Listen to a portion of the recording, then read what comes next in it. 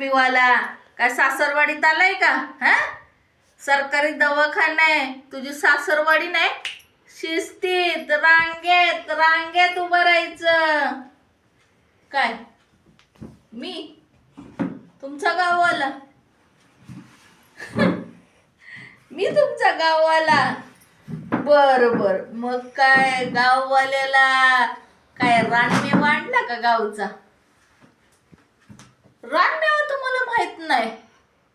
अहो, रानमेवा तुम्हाला माहित नाही मग पाहुणं तुम्ही कशाचे गाववाले? बर, तुम्हाला मराठीत एक हिंदी म्हण तर माहितीये का? अहो, शंकराच्या मंदिरात गेल्यावर पहिल्यांदा नंदी फोडं निवड ठेवायला लागतो. नंदीला प्रसन्न करावं लागतं आणि मग पुढं शंकर देवाकडे जायचं असतं. नीट उभा राहा. पाहुणं ते पण समजलं नाही. मग आता तुम्हाला खाजगीत सांगतो. थोडी चिरी मिरी द्या, डायरेक्ट आज जा. चला, चिरी मिरी.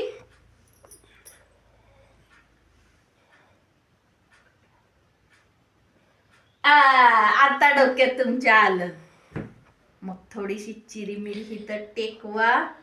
हो, कशालाही एवढी मोठी लाईन लावायची, झंझट मारे कर. चला, डायरेक्ट तुम्ही ओपीडी मध्ये.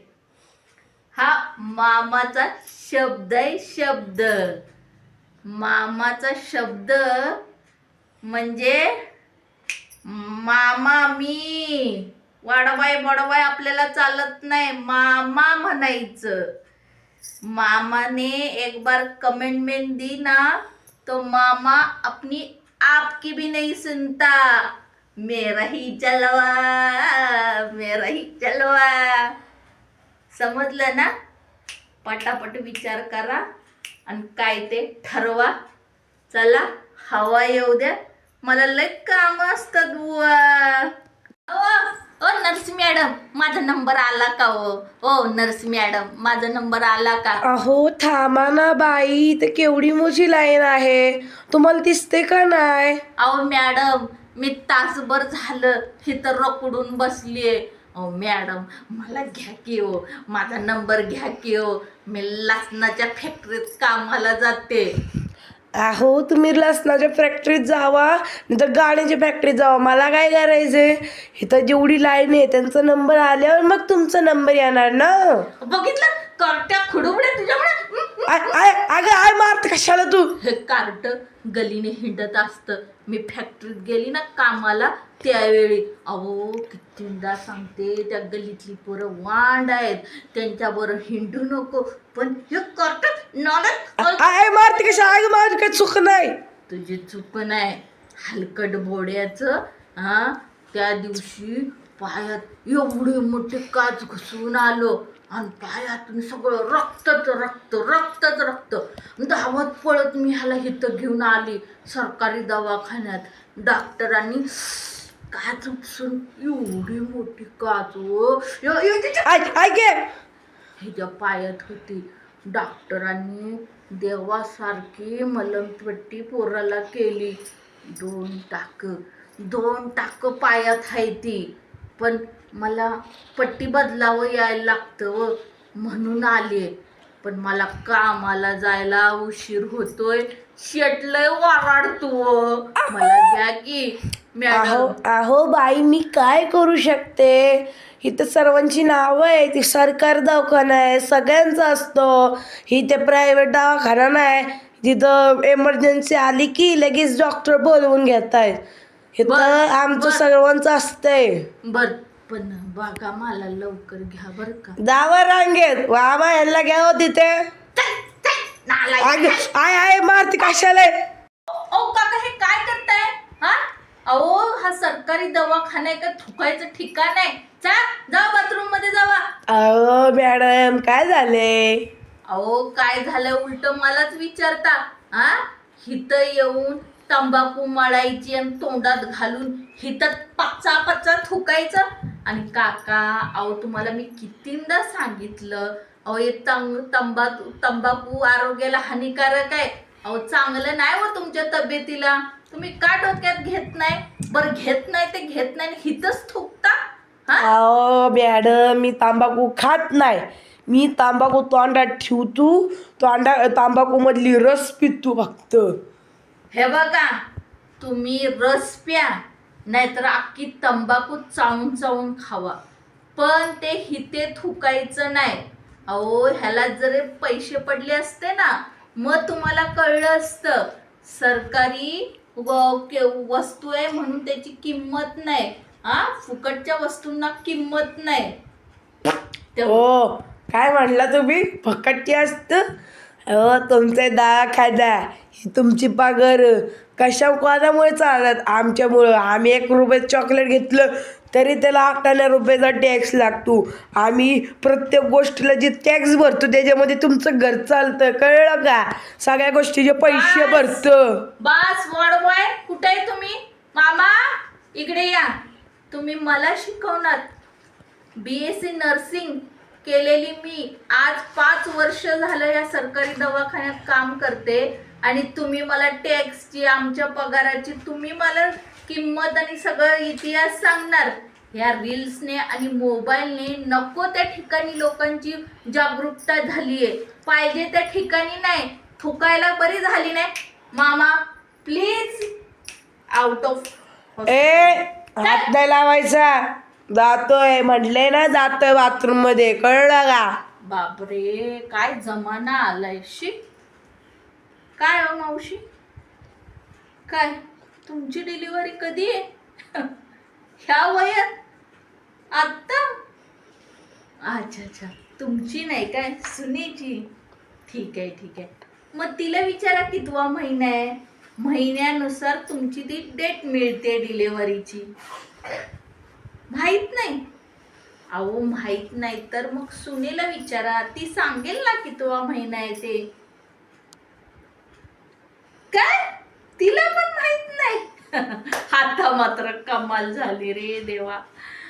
सासूला माहित नाही ते ठीक आहे, पण सुनेला देखील माहित नाही कितवा महिना चालू आहे. मावशी एक काम करा, खाली ना तळमजल्यावरती आपलं स्त्रीरोग तज्ज्ञ विभाग आहे, तिथे जावा. ती डॉक्टर तुम्हाला सगळं सांगतील. काय रे परमेश्वरा, एक नमुने ह्या सरकारी दवाखान्यात येतात. चला बाबा, खूप काम आहेत मला. हो, ते खोकल्यावरचं औषध आहे का? केस पेपर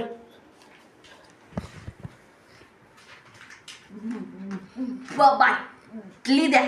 बाटली नाही आणली? बाटली नाही आणली? महिन्यातून कितींदा इथे ये जा करता?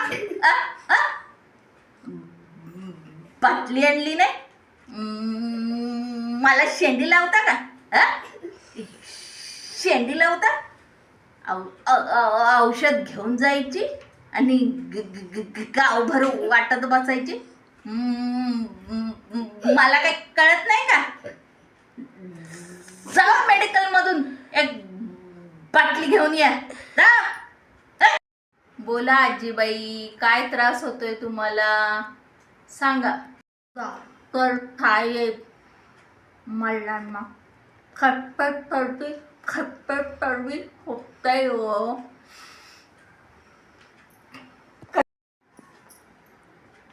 कसं तरी म्हणजे नेमकं काय होतंय आजीबाई तुम्हाला? काय सांगू तुम्हाला डॉक्टर साहेब, मला ना रात्रीची झोपच येत नाही आणि दिवसाची पण झोप येत नाही. मी ना घबड्यासारखी रात्र दिवस जागी असते हो. हे बघा आजीबाई, तुमचे शुगरचे, BPचे रिपोर्ट सगळे नॉर्मल आहेत, त्यामुळे घाबरायचं काही कारण नाही. आता तुम्हाला झोप येत नाही तर मग एक काम करा आजीबाई, तुमच्याकडे स्क्रीन टचचा मोबाईल आहे ना, तो घ्यायचा आणि दिवस रात्र त्याच्यावर जे असतं रील्स ते बघत बसायचं. डॉक्टर साहेब.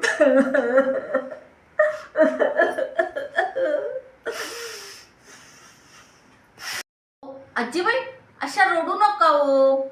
और प्लीज रडू नका हो, शांत व्हा. काय झालं? तुमच्याकडे स्क्रीन टचचा मोबाईल नाही आहे? मग काय, सून नातवंड तुम्हाला काय त्रास देतात? नाही. थांबवा, आधी रडायचं थांबवा. डॉक्टर साहेब, मला कोण त्रास देईल त्याची हिंमत आहे एवढी? मी खूप खमकी आहे, खमकी.